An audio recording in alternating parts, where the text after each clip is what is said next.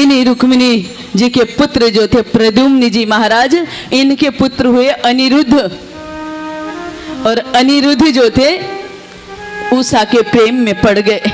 बाणासुर जो था भगवान शंकर का भक्त था, भगवान शंकर की तपस्या की तो कोई हरा नहीं सकता था बाणासुर को। और बाणासुर की नगरी में स्वयं भगवान शंकर रक्षा करते थे। एक दिन बाणासुर की पुत्री उषा के स्वप्न में अनिरुद्ध के दर्शन हुए। उषा ने अपनी सखी चित्रलेखा से कहा, चित्रलेखा स्वयं चित्र बनाती थी, बहुत सारे सम्मानीय राजाओं के चित्र बनाए और देखा कि ये जो है ना यदुकुल के भगवान कृष्ण को देखा तो प्रणाम किया, शीश झुक गया बलराम जी के सामने भी, प्रद्युम्न जी के सामने भी। जब देखा अनिरुद्ध को कहा, सखी यही मेरे प्राण धन है। योग विद्या में निपुण चित्ररेखा लेके आई थी बाणासुर की नगरी में अनिरुद्ध को।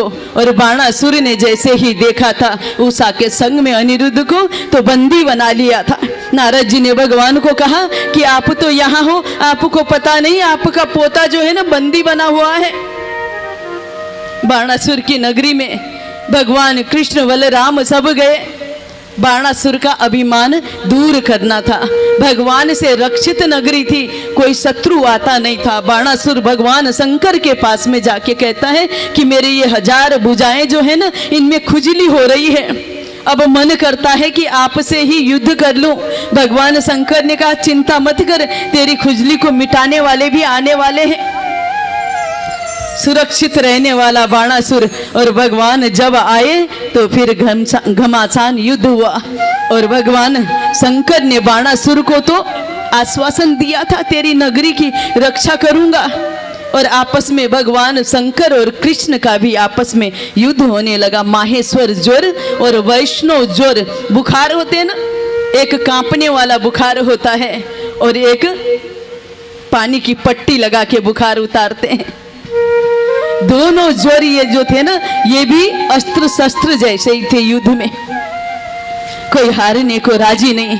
भगवान शंकर ने भगवान कृष्ण और शंकर जो थे शांत हो गए, बाणासुर को शांत किया। अनिरुद्ध और उषा का विवाह हुआ, इनको वापस लेके आए हैं और द्वारिका में धूमधाम से इनका और सुंदर विवाह किया। भगवान जैसे राम रूप में 4 रूप में आए थे, राम लक्ष्मण भरत शत्रुघ्न, द्वापर में भी ये भगवान के 4 रूप माने जाते हैं। बलराम जी और श्री कृष्ण जी, प्रद्युम्न जी और अनिरुद्ध जी, ये भगवान के 4 रूप हुए। बोले श्याम सुंदर भगवान की